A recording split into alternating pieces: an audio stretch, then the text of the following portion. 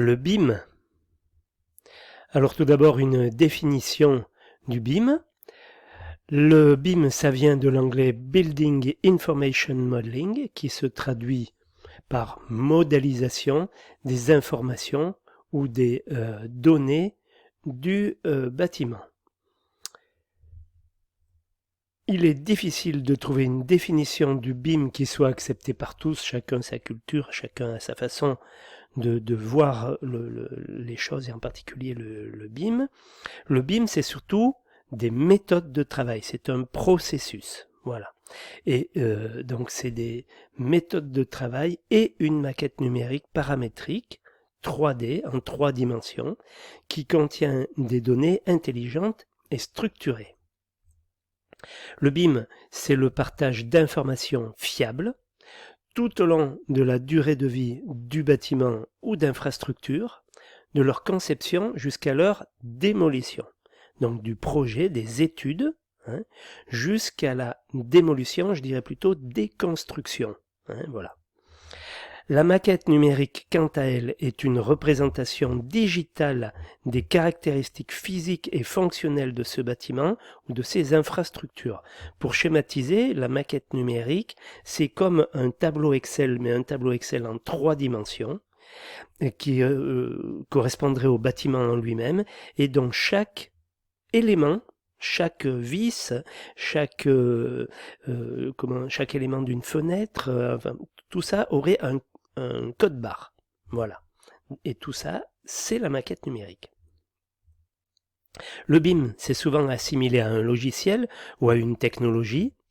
C'est en fait une suite de processus ou de méthodes de travail utilisées tout au long de la conception, de la construction et de l'utilisation du bâtiment jusqu'à sa déconstruction.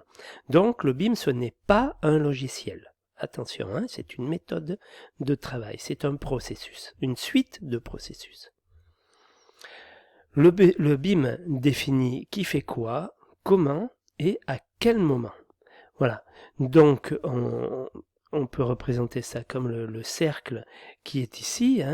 Donc il y aura déjà la programmation, c'est-à-dire les définitions du besoin, les objectifs du projet, les objectifs du maître d'ouvrage, c'est-à-dire l'objectif du client.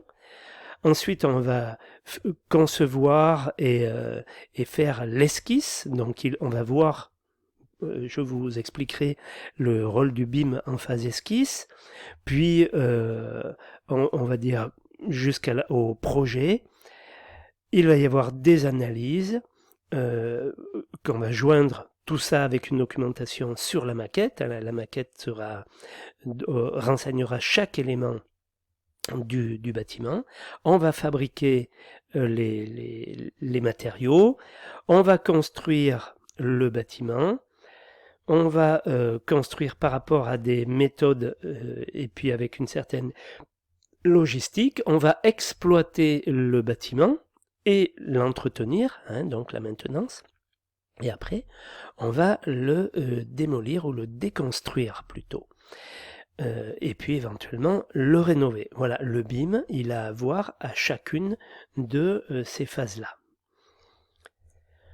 Un ou plusieurs modèles virtuels en 3 dimensions paramétriques, intelligents et structurés sont utilisés tout au long de la conception, donc des études, de la construction, donc du chantier, et même de l'utilisation d'un bâtiment pour sa maintenance. Ces modèles virtuels permettent d'effectuer des analyses et des simulations énergétiques ou des calculs de structure, détecter des conflits au fur et à mesure que l'on va... alors, cette maquette en 3 dimensions, on va voir qu'elle est composée en fait de 3 composantes. Il y a la maquette architecturale, voilà, donc ça c'est les vœux de l'architecte. Ensuite, il y a la maquette, on va dire, structure, qui sera faite par un bureau d'études de structure, et on va regarder si l'une s'enquille dans l'autre, enfin comment ça se passe. Chaque fois que ça se passe mal, il y a un conflit, et donc il faut voir comment on peut régler ce conflit. Ensuite, on va intégrer à cette maquette, une fois que la structure sera en phase, on va dire, avec la maquette architecturale.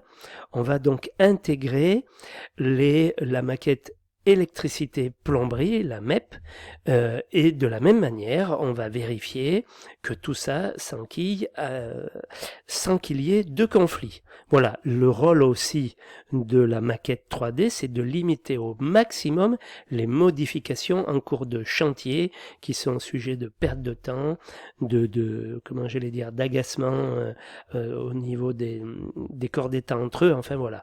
Donc c'est à ça aussi que sert la maquette 3D. Donc elle sert évidemment pour des contrôles, respect des normes, du budget, entre autres, et des visualisations.